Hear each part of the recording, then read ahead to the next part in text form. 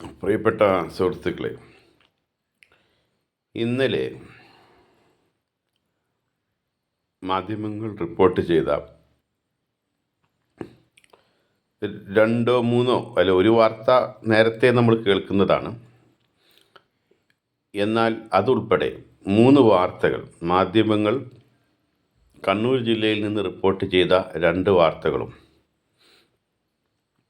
ആലപ്പുഴ ജില്ലയിൽ നിന്ന് നമ്മൾ കേട്ടിട്ടുള്ള ഒരു വാർത്തയും ഈ വരുന്ന നിയമസഭാ തെരഞ്ഞെടുപ്പിൽ വലിയ രീതിയിൽ ജനങ്ങളെ സ്വാധീനിച്ചേക്കാവുന്ന വിഷയങ്ങളായിട്ടാണ് ഞാൻ കാണുന്നത്. 2-3 കാര്യങ്ങൾ ഞാൻ ആമുഖമായി പറയുന്നു. അതിലൊന്ന്, കേരളത്തിൽ നമ്മൾ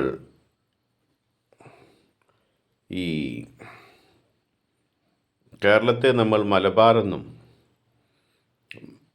എന്ന് പറയുമ്പോൾ പാലക്കാട് ഉൾപ്പെടെയുള്ള മലപ്പുറം ഉൾപ്പെടെയുള്ള ജില്ലകൾ, എന്നാൽ അതേസമയം തൃശ്ശൂർ മുതൽ തിരുവനന്തപുരം വരെയുള്ള ജില്ലകളെ മറ്റൊരു മധ്യ തിരുവിതാംകൂർ, തെക്കൻ തിരുവിതാംകൂർ എന്നാൽ പറയാം, അപ്പോൾ പഴയ രീതിയിൽ.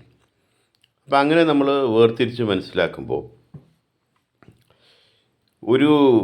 ഏതെങ്കിലും ഒരു രാഷ്ട്രീയ പാർട്ടിയോട് വിധേയത്വമുള്ള അല്ലെങ്കിൽ അത് സപ്പോർട്ട് ചെയ്യുന്ന വ്യക്തമായ രാഷ്ട്രീയ കാഴ്ചപ്പാടുള്ള ജനങ്ങളെ അപേക്ഷിച്ച് തിരുവനന്തപുരം, പത്തനംതിട്ട, അതുപോലെ തന്നെ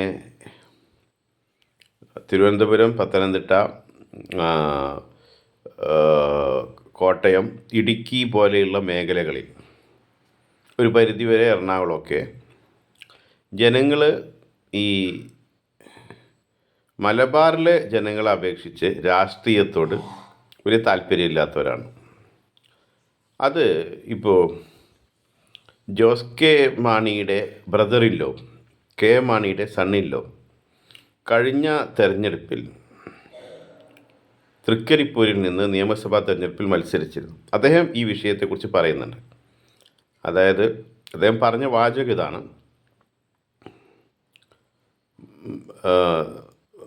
ഞങ്ങൾ എറണാകുളത്തോ കോട്ടയത്തോ ഇടുക്കിയിലോ അല്ലെങ്കിൽ തിരുവിതാംകൂറിൽ കാണുന്ന സഖാക്കളല്ല മലബാറിലുള്ളത് എന്നാണ് അദ്ദേഹം പറഞ്ഞത്. ജനങ്ങൾ പൊതുവെ രാഷ്ട്രീയ വിഷയങ്ങളോട് ഈ ജില്ലകളിൽ, അതായത് തിരുവനന്തപുരം, ഒരു പരിധിവരെ എറണാകുളം, പത്തനംതിട്ട, കോട്ടയം, ഇടുക്കി പോലെയുള്ള മേഖലയിൽ ഒരു രാഷ്ട്രീയമായ കാഴ്ചപ്പാടാണ്. അതല്ല എങ്കിൽ അങ്ങനെ പറയാതെ നമുക്ക് മറ്റൊരു രീതിയിൽ ചിന്തിച്ചാൽ, അത് അവരുടെ ജീവിതത്തിൻ്റെ മറ്റു മേഖലകൾ ശ്രദ്ധിച്ചാലും നമുക്ക് മനസ്സിലാവും. അതായത് എന്തെങ്കിലും തരത്തിലുള്ള ഒരു സോഷ്യൽ കമ്മിറ്റ്മെൻറ്റിൻ്റെ ഭാഗമായിട്ട് രാഷ്ട്രീയത്തിൽ ഇടപെടുന്ന ആളുകൾ കുറവാണ്. നേരെ മറിച്ച് അവരവരുടെ വ്യക്തിപരമായ നേട്ടങ്ങൾക്ക് വേണ്ടിയിട്ടാണ് രാഷ്ട്രീയത്തിൽ ഇടപെടുന്നത്. അത് നമുക്ക് വളരെ വ്യക്തമായി മനസ്സിലാക്കാൻ ഇപ്പം നമ്മൾ നോക്കൂ, Antony Raju, PJ Joseph, KM Mani, TM Jacob, ഇത്തരത്തിലുള്ള ആ മേഖലയിലെ നേതാക്കളെ പരിശോധിച്ചാലും നമുക്ക് മനസ്സിലാവും അവർക്കും ഒരു വ്യക്തമായ രാഷ്ട്രീയ കാഴ്ചപ്പാടൊന്നുമില്ല. PC ജോർജ് അല്ലെങ്കിൽ എന്തെങ്കിലും ഒരു ഐഡിയോളജിയുടെ പേരിലല്ല അവരൊരു മുന്നണിയിൽ നിൽക്കുന്നത്. ഇപ്പോൾ TM ജേക്കബ് ഇടക്കാലത്ത് DICയിൽ ചേർന്നിരുന്നു. അതുപോലെ തന്നെ മുന്നണിക്കകത്ത് തന്നെ അവർ ഒരു നേതാവിനെ പിന്തുണച്ചിട്ടുണ്ടെങ്കിൽ പിന്നീട് അവർ മറ്റൊരു നേതാവിനെ മാറി പരീക്ഷിക്കും. ഇപ്പോൾ KM Mani, PJ Joseph, PC George, Francis George, PC Thomas, ഇത്തരത്തിലുള്ള നേതാക്കൾ നമ്മൾ നോക്കിക്കഴിഞ്ഞാൽ അവരിങ്ങനെ ഒരു സോഷ്യൽ കമ്മിറ്റ്മെൻറ്റിൻ്റെ പേരിൽ, അല്ലെങ്കിൽ ഇപ്പം നമ്മുടെ KV Thomas, professor KV Thomas, അപ്പോൾ എന്തെങ്കിലും ഒരു ഐഡിയോളജിയുടെ പേരിലാണ് രാഷ്ട്രീയത്തിൻ്റെ ഭാഗമായി നിൽക്കുന്നതെങ്കിൽ അവർക്കിങ്ങനെ ഒരു മുന്നണിയിൽ നിന്ന് മറ്റൊരു മുന്നണിയിലേക്ക് മാറാൻ കഴിയില്ല. നമ്മളെ ഒരു പ്രധാന വിഷയത്തിലേക്ക് വരേണ്ടതുണ്ട്. പക്ഷെ അതിൻ്റെ ഒരു ആമുഖമായിട്ടാണ് ഞാനിതെല്ലാം പറയുന്നത്. അപ്പോൾ അതൊരു വിഷയമാണ്. രണ്ടാമത്തെ വിഷയം, കേരളത്തിൽ നമ്മൾ ഇപ്പോൾ ഒരു 18 മുതൽ 35 വയസ്സ് വരെയുള്ള കേരളത്തിലുടനീളം എല്ലാ ജില്ലകളിലെയും ജനങ്ങളുമായിട്ട് സംസാരിക്കുകയാണെങ്കിൽ 80കളിലോ 90കളിലോ ആ പ്രായത്തിലുണ്ടായിരുന്ന ജനങ്ങളുമായി നമ്മൾ ആയിരുന്നെങ്കിൽ, ഞാൻ അത്ര പഴയ പ്രായത്തിലുള്ള ആളല്ല, 79 ജനിച്ച ആളാണ് ഞാൻ. പക്ഷേ അപ്പോൾ ഞാൻ പറയുന്നത്, ഇപ്പോൾ ഒരു 45-50 വയസ്സുള്ള ഒരാൾക്ക് പൊതുവിൽ രാഷ്ട്രീയത്തോടുള്ള താല്പര്യം പോലെ യുവജനങ്ങൾക്കിടയിൽ രാഷ്ട്രീയത്തോട് താല്പര്യമില്ല. അതിൻ്റെ ചരിത്രപരമായ ഒന്ന് രണ്ട് കാര്യങ്ങൾ കൂടി പറഞ്ഞ് നമുക്ക് കണ്ണൂർ ജില്ലയിലെയും ആലപ്പുഴ ജില്ലയിലെയും ചില വിഷയങ്ങളിലേക്ക് കടന്നു വരണം. അതായത് ഒരു കാലഘട്ടത്തിൽ നമ്മൾ സംസ്ഥാന സർക്കാർ സെൽഫ് ഫൈനാൻസിങ് കോളേജുകളെ പ്രോത്സാഹിപ്പിച്ചത്, അല്ലെങ്കിൽ അത്തരം കോളേജുകൾ വേണമെന്നുള്ള ആശയത്തിൻ്റെ ആൻ്റണി പറഞ്ഞ ഒരു ബേസിക് റീസൺ, കേരളത്തിലെ കുട്ടികൾ പഠിക്കാൻ വേണ്ടി മറ്റ് സംസ്ഥാനങ്ങളിലേക്ക് പോകുന്നു. അപ്പോൾ അവർക്ക് പഠിക്കാൻ ഇവിടെ തന്നെ സൗകര്യമൊരുക്കണം. പിന്നെ സെൽഫ് ഫൈനാൻസിങ് സ്ഥാപനങ്ങൾ 50-50 എന്ന രീതിയിൽ സീറ്റുകൾ നൽകപ്പെടും. എന്ന് പറഞ്ഞാൽ 50% സീറ്റ്സ് മാനേജ്മെൻറ്റ് കോട്ടയിലും 50% മെറിറ്റിൻ്റെ അടിസ്ഥാനത്തിലും കുട്ടികൾക്ക് അഡ്മിഷൻ ലഭിക്കും. അപ്പോൾ എന്ന് പറഞ്ഞാൽ 2 സ്വാശ്രയ സർക്കാരിന് സ്വന്തം നിലക്ക് കോളേജുകൾ നടത്താൻ സാമ്പത്തിക സ്ഥിതി അനുവദിക്കാത്ത ഒരു ഘട്ടത്തിൽ 2 സ്വാശ്രയ സ്ഥാപനങ്ങൾ തുടങ്ങിക്കഴിഞ്ഞാൽ ഒരു സർക്കാർ കോളേജിന് വിദ്യാർത്ഥികൾക്ക് നൽകാൻ കഴിയുന്ന സൗകര്യം നൽകാൻ കഴിയും. പക്ഷേ അതിന് മെറിറ്റ് സീറ്റിൽ അഡ്മിഷൻ എടുക്കുന്ന കുട്ടികൾക്കും അതിൻ്റെ ഒരു മിനിമം ഫീസ് ഉണ്ടാവും, അതവർ നൽകേണ്ടി വരും. അത് വേറെ വിഷയം. ഇതായിരുന്നു ആൻ്റണിയുടെ ന്യായം. ഈ ഒരു തീരുമാനം അത് ആൻ്റണി ഒരു കാലഘട്ടത്തിൻ്റെ ആവശ്യമായി അത് ചെയ്തു എന്ന് വേണമെങ്കിൽ നമുക്കിന്ന് തിരിഞ്ഞു നോക്കുമ്പോൾ പറയാം. പക്ഷേ അതിനൊരു രാഷ്ട്രീയമായ ആ തീരുമാനത്തിന് സ്വാശ്രയ വിദ്യാഭ്യാസ സ്ഥാപനങ്ങൾ ഇവിടെ തുടങ്ങിയപ്പോൾ അതിന് രാഷ്ട്രീയമായൊരു പ്രത്യാഘാതമുണ്ടായി എന്നാണ് ഞാൻ സൂചിപ്പിക്കുന്നത്. അതായത് നമ്മുടെ പഴയ കാലത്തെ ആർട്സ് ആൻഡ് സയൻസ് കോളേജുകളിൽ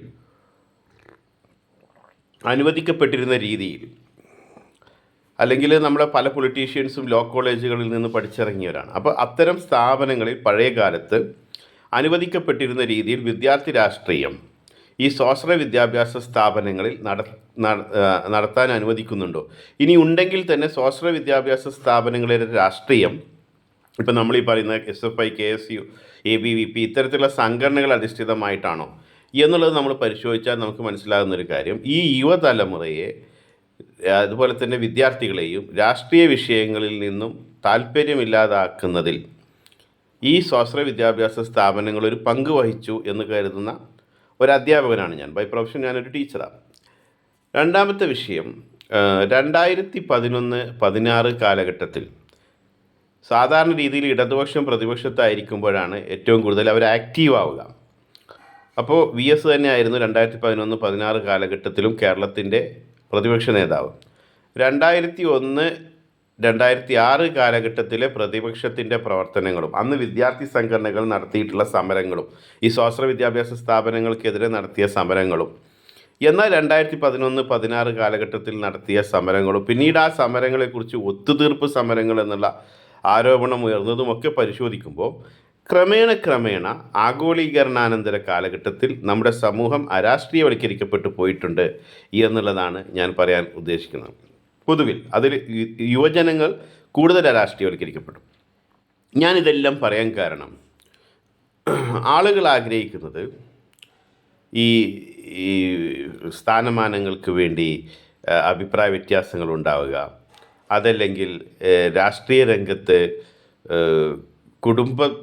ഏതെങ്കിലും തരത്തിൽ ഇപ്പോൾ ഒരു ഉദാഹരണത്തിന് ഞാനിപ്പോൾ ഒരു ടീച്ചറാണെങ്കിൽ എൻ്റെ മകന് ടീച്ചറാവാം, അല്ലെങ്കിൽ ഇത് കരുണാകരൻ പണ്ട് പറഞ്ഞ ഒരു വാദമാണ്, ഒരു ഡോക്ടറുടെ മകൻ ഡോക്ടറാവണമെന്ന് ആഗ്രഹിക്കുന്നു, ഒരു ടീച്ചറുടെ മകൻ ചിലപ്പോൾ ടീച്ചറാവണമെന്ന് ആഗ്രഹിക്കുന്നുണ്ടാവാം, ഒരു എൻജിനീയറായുള്ള മകനെ എൻജിനീയർ ആവാൻ ആഗ്രഹിക്കുന്നത് പോലെ എന്തുകൊണ്ട് ഒരു പൊളിറ്റീഷ്യനായുള്ള മകനെ പൊളിറ്റീഷ്യനാക്കിക്കൂടാ എന്ന് കരുണാകരൻ ചോദിച്ചതായിട്ടാണ് എൻ്റെ ഓർമ്മ. അപ്പോൾ പറഞ്ഞു വരുന്നത്, ഇത്തരം ഒരു സാഹചര്യത്തിൽ ഇവിടുത്തെ യുവതലമുറ, അതായത് ഇപ്പം ഞാൻ സൂചിപ്പിക്കാൻ ആഗ്രഹിക്കുന്ന വിഷയം നേരിട്ട് പറഞ്ഞാൽ, ഇപ്പോൾ വീണ ജോർജ് KSU പ്രവർത്തകർക്ക് നേരെ ആക്രോശിച്ചു. അവന്മാരെ ഇങ്ങോട്ട് വിട് എന്ന് മാധ്യമപ്രവർത്തകരോട് പറയാണ്. AM ശംസീറിനെ ഫോണിൽ വിളിച്ചതിന് ശേഷം, ഞാൻ അതിൻ്റെ ഡീറ്റെയിൽസിലേക്ക് പോകാത്ത സംഭവങ്ങൾ നമ്മൾ പലതവണ കേട്ടതാണ്. അപ്പോൾ ഇത്തരത്തിലൊരു മന്ത്രി പ്രവർത്തിക്കുന്നത്, പിന്നീട് അവർ സ്വാഭാവികമായി ഡിസ്ചാർജ് വാങ്ങി പോകേണ്ട സമയത്തിന് മുമ്പ് 4 മണിക്ക് പുലർച്ചെ അവർ ഡിസ്ചാർജ് വാങ്ങിപ്പോയത്, ഇത്തരം വിഷയങ്ങൾ ഞാനിപ്പോൾ നേരത്തെ സൂചിപ്പിച്ച ഈ യുവജനങ്ങളെയും രാഷ്ട്രീയത്തിൽ താല്പര്യമില്ലാത്ത ആളുകളെയും എങ്ങനെയാണ് സ്വാധീനിക്കുക എന്ന് ചോദിക്കാനാണ് ഞാൻ ഇത്രയും വലിയൊരു ഇൻട്രൊഡക്ഷൻ നൽകിയത്. പിന്നെ നമ്മൾ നോക്കൂ, ഈ രാഷ്ട്രീയ നേതാക്കളുടെ ഈ പിന്നെ കളം മാറുന്നത് നോക്കുമ്പോൾ അതിന് ഏറ്റവും വലിയൊരു ഉദാഹരണമായിരുന്നു നെയ്യാറ്റിൻകരയിൽ ശെൽവരാജ്. അപ്പോൾ അതേപോലെയാണ് ഈ കാര്യങ്ങൾ.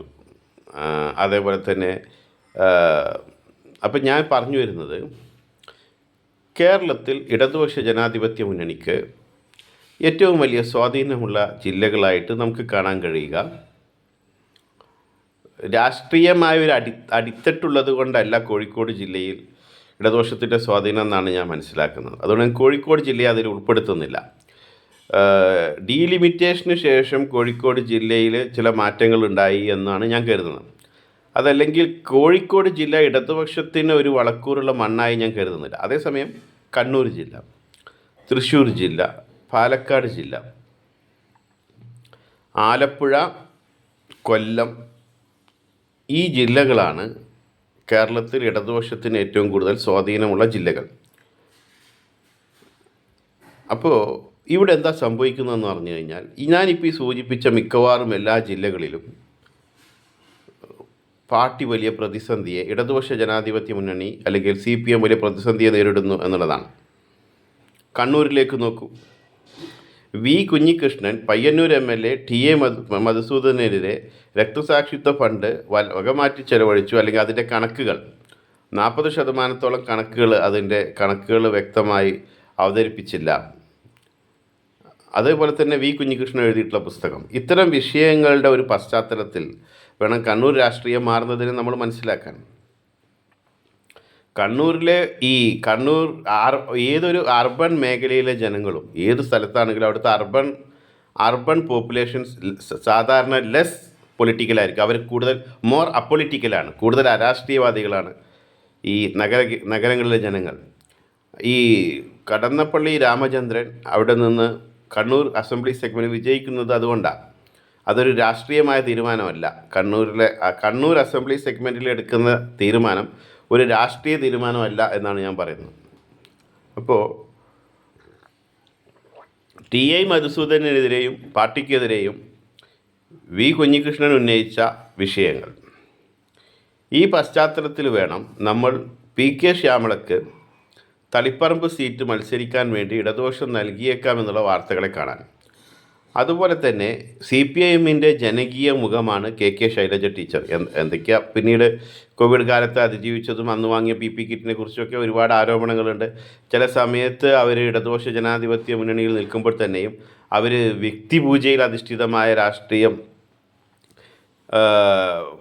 രാഷ്ട്രീയത്തിൽ ഊന്നിക്കൊണ്ട് സംസാരിക്കുന്നത് പോലെ നമുക്ക് തോന്നിയിട്ടുണ്ട്. എന്നാലും പൊതുവിൽ പറയുമ്പോൾ കേരളത്തിൽ ഈ പൊതുസമൂഹത്തിനിടയിൽ കൂടുതൽ ആക്സെപ്റ്റബിലിറ്റി ഉള്ള രാഷ്ട്രീയക്കാരാണ് ഞാൻ മനസ്സിലാക്കുന്നത് ഈ TI തോമസ് ഐസക്കിനെ പോലെ, ശൈലജ ടീച്ചറെ പോലെയുള്ള ആളുകൾ. ഒരു പരിധിവരെ P രാജീവിനെയൊക്കെ നമുക്കതിൽ ഉൾപ്പെടുത്താം. പക്ഷേ ഈ P രാജീവിനെ പോലെയുള്ള ആളുകളും ചില രാഷ്ട്രീയ വിഷയങ്ങളോട് പ്രതികരിക്കുമ്പോൾ ആ ഒരു തലത്തിലേക്ക് അതായത് ഒരു പൊതുസമൂഹത്തിൻ്റെ കോമൺ ആക്സെപ്റ്റബിലിറ്റി ഉള്ള ഒരു നേതാവ് ഒരു വിഷയത്തോട് പ്രതികരിക്കുമ്പോൾ തന്നെ അംഗീകരിക്കുന്ന മുഴുവൻ ജനങ്ങൾക്കും ആക്സെപ്റ്റബിളായി തോന്നുന്ന രീതിയിൽ റീസണബിളായി ലോജിക്കലായി സംസാരിക്കണം. ഒരു സാധാരണ മനുഷ്യൻ്റെ ബുദ്ധിക്ക് മനസ്സിലാക്കാൻ കഴിയുന്ന രീതിയിൽ സംസാരിക്കണം. പക്ഷേ അങ്ങനെയല്ലാതെ P രാജീവ് പല വിഷയങ്ങളോടും ഈയിടെ പ്രതികരിക്കാറ്, അത് വേറെ വിഷയമാണ്. ഞാൻ സൂചിപ്പിക്കുന്നത് ഇവിടെ സംഭവിക്കാൻ പോകുന്നത്, ഇപ്പോൾ കണ്ണൂർ ജില്ലയുടെ കാര്യം ഞാൻ പറഞ്ഞു. അതുപോലെ അതാണ് പറഞ്ഞത്, CPMൻ്റെ ജനകീയ മുഖം മട്ടന്നൂരിൽ നിന്നും പേരാവൂരിൽ പോയി മത്സരിക്കണം എന്നുള്ളതാണ്. അപ്പോൾ ചില ആളുകൾ അതിനെ ന്യായീകരിച്ചിട്ട് പറയുന്നത്, KPCC അധ്യക്ഷൻ മത്സരിക്കുന്ന മണ്ഡലത്തിൽ നല്ലൊരു മത്സരം വേണം. അതുപോലെ തന്നെ അവിടെ കഴിഞ്ഞ ഇപ്പോൾ 2016 അപേക്ഷിച്ച് 2021 വരുമ്പോൾ സണ്ണി ജോസഫിൻ്റെ ഭൂരിപക്ഷം കുറഞ്ഞു വരികയാണ്. അതുകൊണ്ട് തന്നെ അവിടെ വിജയിക്കാൻ സാധിക്കും. അതുപോലെ തന്നെ 2006 ശൈലജ ടീച്ചർ തന്നെ അവിടെ പ്രൊഫസർ AD മുസ്തഫയെ തെരഞ്ഞെടുപ്പിൽ പരാജയപ്പെടുത്തിയതാണ്. ഇത്തരം കാര്യങ്ങളാണ് പറയുന്നത്. പക്ഷേ നോക്കൂ, 2006 തെരഞ്ഞെടുപ്പിൽ 98 സീറ്റിൽ ഇടതുപക്ഷം വിജയിച്ച സമയമാണ്. അന്ന് VS നയിച്ചൊരു കാലമാണ്. അന്ന് CPMൻ്റെ പാർട്ടി പ്രവർത്തകർക്കും അപ്പുറത്ത് സാധാരണ ജനങ്ങൾക്കിടയിൽ ഒരു അവരുടെ ഇടയിൽ നിന്ന് വോട്ട് വാങ്ങാൻ കഴിയുന്ന ഒരു സാഹചര്യം ഉണ്ടായിരുന്നു. മാത്രമല്ല അത് ഡീലിമിറ്റേഷന് മുമ്പുള്ള മട്ടന്നൂരാണ്, സോറി, ഡീലിമിറ്റേഷന് മുമ്പുള്ള പേരാവൂരാണ്. അപ്പോൾ ആ പേരാവൂർ മണ്ഡലത്തിൽ മുമ്പ് ശൈലജ ടീച്ചർ വിജയിച്ചു എന്നുള്ളത് കൊണ്ട് പേരാവൂർ മണ്ഡലത്തിൻ്റെ രൂപം ഡീലിമിറ്റേഷന് ശേഷം മാറിയിട്ടുണ്ടാകും എന്നുള്ളത് നമ്മൾ കാണണം. അതുപോലെ തന്നെ അന്നത്തെ 2006 രാഷ്ട്രീയ സാഹചര്യമല്ല എന്തായാലും ഇന്ന് കേരളത്തിലുള്ളത്. അതായത് ജോസ് കെ മാണി തന്നെ ഒരു ഘട്ടത്തിൽ പറഞ്ഞു ഇവിടെ നെക്ക് ടു നെക്ക് ഫൈറ്റാണുള്ളതെന്നാണ്. ഞാൻ മറ്റൊരു കാര്യം കൂടി പറയാം. ഇതേപോലത്തെ വിഷയമാണ് പത്തനംതിട്ട ജില്ലയിലുള്ളത്. പത്തനംതിട്ട ജില്ലയിൽ ശബരിമല വിഷയവും അതുപോലെ തന്നെ വീണ ജോർജിൻ്റെ ഈ വിവാദവും വീണ ജോർജ് ഉണ്ടാക്കിയിട്ടുള്ള ഈ ഒരു രാഷ്ട്രീയ അന്തരീക്ഷവും ഒക്കെ തിരിച്ചടിയാകാൻ പോവുകയാണ്. പാലക്കാട് ജില്ല CPMൻ്റെ മറ്റൊരു ഉറച്ച കോട്ടയായി നമ്മൾ കാണുന്ന പാലക്കാട് ജില്ലയിലാണ് CPMൻ്റെ മുൻ MLA പി ശശി പാർട്ടി നേതൃത്വത്തിനെതിരെ ഏറെക്കുറെ രംഗത്ത് വരുന്ന രീതിയിൽ പെരുമാറുന്നത്. അതുപോലെ തന്നെ VS അച്യുതാനന്ദൻ്റെ മുൻ PA, അദ്ദേഹത്തിൻ്റെ മുൻ PA അല്ല, VS അച്യുതാനന്ദൻ്റെ PA ആയിരുന്ന സുരേഷ് ഒരു രാഷ്ട്രീയ നിലപാടെടുത്ത് രംഗത്ത് വരുന്നത്. അതുപോലെ തന്നെ സാംസ്കാരിക ഭൂമികയിൽ ഇടതുപക്ഷത്തോട് ചേർന്ന് നിന്നിരുന്ന സിനിമാ നടൻ പ്രേംകുമാറിനെ പോലെയുള്ള ആളുകൾ UDFൻ്റെ സ്ഥാനാർത്ഥിയായേക്കുമെന്ന് നമ്മൾ കേൾക്കുന്നത്. അപ്പോൾ ഇത്തരം ഒരു സാഹചര്യത്തിൽ ഇടതുപക്ഷത്തിന് പ്രതികൂലമായൊരു സാഹചര്യം ഇടതുപക്ഷത്തിൻ്റെ ഉറച്ച കോട്ടകളിൽ പോലും ഇടതുപക്ഷത്തിന് കൂടുതൽ മുൻതൂക്കം ലഭിക്കുമെന്ന് പറയുന്ന മേഖലകളിൽ പോലും ഉണ്ടാകുന്നു എന്നുള്ളതാണ്. ഇപ്പോൾ പാലക്കാട് ജില്ലയെ നമ്മൾ കണ്ടു, അതുപോലെ തന്നെ കണ്ണൂർ ജില്ലയെക്കുറിച്ച് നമ്മൾ സംസാരിച്ചു. ഇനി അതേപോലെ തന്നെ CPMൻ്റെ ഒരു ഉറച്ച കോട്ടയാണ് ആലപ്പുഴ ജില്ല. അവിടെ നിന്നാണ് ഈ G സുധാകരൻ ഇപ്പോൾ പറയുന്നത് കഴിഞ്ഞ 5 വർഷമായി ഞാൻ പാർലമെൻ്ററി രംഗത്ത് നിന്ന് മാറി നിൽക്കുകയാണ് എങ്കിലും എൻ്റെ വീടിന് തൊട്ടടുത്ത് പാർട്ടി നടത്തുന്ന പരിപാടികളിൽ പോലും, അതായത് അടിയന്തരാവസ്ഥക്കാലത്ത് ഇടതുപക്ഷ ആശയങ്ങളിൽ ഉറച്ചു നിന്നുകൊണ്ട് അതിൻ്റെ പേരിൽ ജയിലിൽ പോവുകയും ജയിൽവാസം അനുഷ്ഠിക്കുകയും തൻ്റെ കുടുംബത്തിൽ മറ്റ് പല സാക്രിഫൈസസും നടത്തിയിട്ടുള്ള ഒരു നേതാവെന്ന നിലക്ക് G സുധാകരൻ പറയുകയാണ്, പാർട്ടി നടത്തുന്ന ഒരു പരിപാടികളിലേക്കും എന്നെ ക്ഷണിക്കാറില്ല, ഞാൻ പാർട്ടി അംഗത്വം പുതുക്കുന്നില്ല. അപ്പോൾ G സുധാകരൻ നടത്തുന്ന ഈ സ്റ്റേറ്റ്മെൻറ്റ്, G സുധാകരൻ എടുക്കുന്ന രാഷ്ട്രീയ നിലപാട് ആലപ്പുഴ ജില്ലയിൽ, അതായത് ഇപ്പോൾ ഈ PK ശ്യാമള തളിപ്പറമ്പിൽ മത്സരിച്ചാൽ ഒരുപക്ഷെ അവർ തളിപ്പറമ്പിൽ വിജയിച്ചേക്കും. പക്ഷേ അവർ മുമ്പ് പലപ്പോഴും നഗരസഭാ ചെയർമാനായിരുന്നപ്പോഴും അല്ലാത്തപ്പോഴൊക്കെ അവർക്കെതിരെ ഉണ്ടായിട്ടുള്ള വിവാദങ്ങൾ, അവർ CPMൻ്റെ സംസ്ഥാന സെക്രട്ടറിയുടെ ഭാര്യ എന്നുള്ള നിലക്ക് മാത്രമല്ല ശ്രദ്ധിക്കപ്പെടുന്നത് നമുക്കറിയാം. പക്ഷേ അത് സാധാരണ രീതിയിൽ ഇടതുപക്ഷത്തെക്കുറിച്ച് നമ്മൾ കാണുന്ന ഏറ്റവും പോസിറ്റീവായിട്ടുള്ളൊരു കാര്യം, ഒരു UDF നേതാവ് മരണപ്പെട്ടാൽ, അത് മിക്കവാറും ഏത് പാർട്ടിയിലാണെങ്കിലും UDF നേതാവ് മരണപ്പെട്ടാൽ, ഇപ്പോൾ നമ്മൾ അങ്ങനെ വിശദമായി പറയേണ്ട, ഷിബി ബേബി ജോണിനെ നോക്കും. ആരാണ് ഷിബി ബേബി ജോൺ? മക്കൾ രാഷ്ട്രീയത്തിൽ, അല്ലെങ്കിൽ അദ്ദേഹത്തിൻ്റെ പിതാവ് രാഷ്ട്രീയത്തിലുണ്ടായതാണ്. അനൂപ് ജേക്കബിൻ്റെ പിതാവ് രാഷ്ട്രീയത്തിലുണ്ടായതാണ്. ഇപ്പോൾ PJ ജോസഫ് ചെയ്യുന്നതും അത് തന്നെയാണ്. അതുപോലെ തന്നെ ഫ്രാൻസിസ് ജോർജ്, അതുപോലെ തന്നെ ഹൈബി ഈഡൻ, ഇങ്ങനെ നമ്മൾ നോക്കിക്കഴിഞ്ഞാൽ, അതുപോലെ ശബരിനാഥ്, K മുരളീധരൻ, ഇങ്ങനെ നോക്കിക്കഴിഞ്ഞാൽ നമുക്ക് ധാരാളം നേതാക്കളെ UDFൽ കാണാൻ കഴിയും. പക്ഷേ അതിൽ നിന്ന് വ്യത്യസ്തമായി ഇടതുപക്ഷ ജനാധിപത്യ മുന്നണിയുടെ നേതാക്കൾ അവരുടെ മക്കളെ രാഷ്ട്രീയത്തിലേക്ക് കൊണ്ടുവരുന്നത് പ്രോത്സാഹിപ്പിക്കാറില്ല. ചില സമയങ്ങളിലൊക്കെ അവർ മരിച്ചു പോയതിനു ശേഷം ചിലരൊക്കെ തെരഞ്ഞെടുപ്പിൽ മത്സരിക്കുകയൊക്കെ ചെയ്തിട്ടുണ്ട്. CPIയുടെ പല നേതാക്കളും അത്തരത്തിൽ അവരുടെ ഒരു ഫാമിലി ഹിസ്റ്ററി, ഈ പൊളിറ്റിക്കൽ ലൈഫുമായി ബന്ധപ്പെട്ടുള്ള രാഷ്ട്രീയപരമായൊരു ജീവിതത്തിന് ഒരു ഫാമിലി ഹിസ്റ്ററി ഉള്ളവരാണ്. ഞാൻ സൂചിപ്പിക്കുന്നത്, ഇപ്പോൾ ഈ ആലപ്പുഴ ജില്ലയിൽ നിന്ന് ഇത് വരുമ്പോൾ, ഇങ്ങനൊരു വാർത്ത വരുമ്പോൾ, കണ്ണൂർ ജില്ലയിൽ നിന്ന് തളിപ്പറമ്പിൽ ഈ PK ശ്യാമള വിജയിക്കുമ്പോഴും, ഞാൻ നേരത്തെ സൂചിപ്പിച്ച, ഇപ്പോൾ ഒരു ഉദാഹരണത്തിന് പറയുകയാണെങ്കിൽ എറണാകുളം, കോട്ടയം, ഇടുക്കി, തിരുവനന്തപുരം പോലെയുള്ള ജനങ്ങൾ, നേരത്തെ ഞാൻ സൂചിപ്പിച്ചല്ലോ, അവർ കൂടുതൽ അപൊളിറ്റിക്കലാണ്. അത്തരം ജില്ലകളിലെ അസംബ്ലി സെഗ്മെൻറ്റ്സിലെ ജനങ്ങളെങ്കിലും ഈ PK ശ്യാമളയുമായി ബന്ധപ്പെട്ട്, സ്ഥാനാർത്ഥിത്വവുമായി ബന്ധപ്പെട്ട് ഉയർന്നു വരുന്ന വിഷയങ്ങളെ ഇടതുപക്ഷത്തിനെതിരായി ചിന്തിക്കുന്നതിന് കാരണമാകും. അതേപോലെ തന്നെ കണ്ണൂർ ജില്ലയിൽ CPMൻ്റെ ഒരു ഉറച്ച കോട്ടയായ കണ്ണൂർ ജില്ലയിൽ നിന്ന് V കുഞ്ഞികൃഷ്ണൻ ഇങ്ങനെ പരാമർശം നടത്തുമ്പോൾ, അതുപോലെ തന്നെ ശൈലജ ടീച്ചർക്ക് പേരാവൂരിലേക്ക് മാറേണ്ടി വരുമ്പോൾ, തളിപ്പറമ്പിൽ ഇങ്ങനെ ഒരു സ്ഥാനാർത്ഥി ഉണ്ടാകുമ്പോൾ, അതൊരു ഇടതുപക്ഷ സംസ്കാരത്തെയല്ല പ്രതിനിധാനം ചെയ്യുന്നതെന്ന് ഇടതുപക്ഷത്ത് നിൽക്കുന്നവർ പോലും തിരിച്ചറിയുന്ന ഒരു സാഹചര്യം ഉണ്ടാകുമ്പോൾ അത് കണ്ണൂർ ജില്ലയിൽ CPM-ന് കടുത്ത തിരിച്ചടി ഉണ്ടാക്കാൻ പോവുകയാണ്. മറ്റിടങ്ങളിലും അത് വലിയ രീതിയിൽ ബാധിക്കും. അപ്പോൾ അതുപോലെ തന്നെ CPM-ൻ്റെ മറ്റു ഉറച്ച കോട്ടകളായ പാലക്കാട് ജില്ലയിൽ നിന്നും ആലപ്പുഴ ജില്ലയിൽ നിന്നുമൊക്കെ CPM-നെതിരെ ഉള്ള ശബ്ദം അതിനകത്ത് നിന്ന് തന്നെ, അല്ലെങ്കിൽ ഇടതുപക്ഷ ജനാധിപത്യ മുന്നണിക്കകത്ത് തന്നെ ഉണ്ടാകുന്നു. മറ്റൊരു വിഷയം നമ്മൾ നിരവധി തവണ ചർച്ച ചെയ്തതാണ്. ഞാൻ കരുതുന്നത് കോട്ടയം, ഇടുക്കി, പത്തനംതിട്ട പോലെയുള്ള മേഖലകളിൽ കേരള കോൺഗ്രസ് എമ്മിന് ജോസ് കെ മാണി വിഭാഗത്തിന് സ്വാധീനമുള്ള മേഖലകളിൽ ഇത്തവണ അവർ വലിയ തിരിച്ചടി നേരിടും. കാരണം അവരുടെ നേതാക്കൾക്കിടയിൽ ഒരു മ്യൂച്വൽ ട്രസ്റ്റ് ഇല്ല, അണികളെ ഒരുമിപ്പിച്ച് നിർത്താൻ അവർക്ക് കഴിയില്ല. ഞാൻ കരുതുന്നു കേരള കോൺഗ്രസ് ജോസ് കെ മാണി വിഭാഗത്തിലെ നല്ലൊരു വിഭാഗം അണികളും ഇപ്പോൾ UDF-നൊപ്പമാണ്. PJ ജോസഫിൻ്റെ കേരള കോൺഗ്രസിനൊപ്പമോ അല്ലെങ്കിൽ അവർ പലരും കോൺഗ്രസിനൊപ്പമാണ്.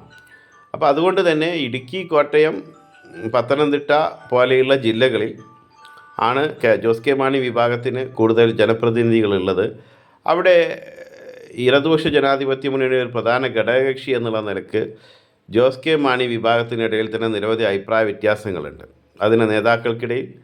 അപ്പോൾ എന്താ സംഭവിക്കുക എന്ന് പറഞ്ഞു കഴിഞ്ഞാൽ, ഈ തെരഞ്ഞെടുപ്പിൽ കോട്ടയം, ഇടുക്കി, പത്തനംതിട്ട പോലെയുള്ള മേഖലകളിൽ ജോസ് കെ മാണി വിഭാഗം ഘടകകക്ഷിയാകുന്നത് കൊണ്ട് CPM-ന് കഴിഞ്ഞ തവണ ലഭിച്ചതിൻ്റെ ഒരു 5% ബെനിഫിറ്റ് ഈ തവണ കിട്ടുള്ളൂ. കഴിഞ്ഞ തവണ കിട്ടിയ ബെനിഫിറ്റിൻ്റെ ഒരു 5% കിട്ടാൻ സാധ്യതയുള്ളൂ.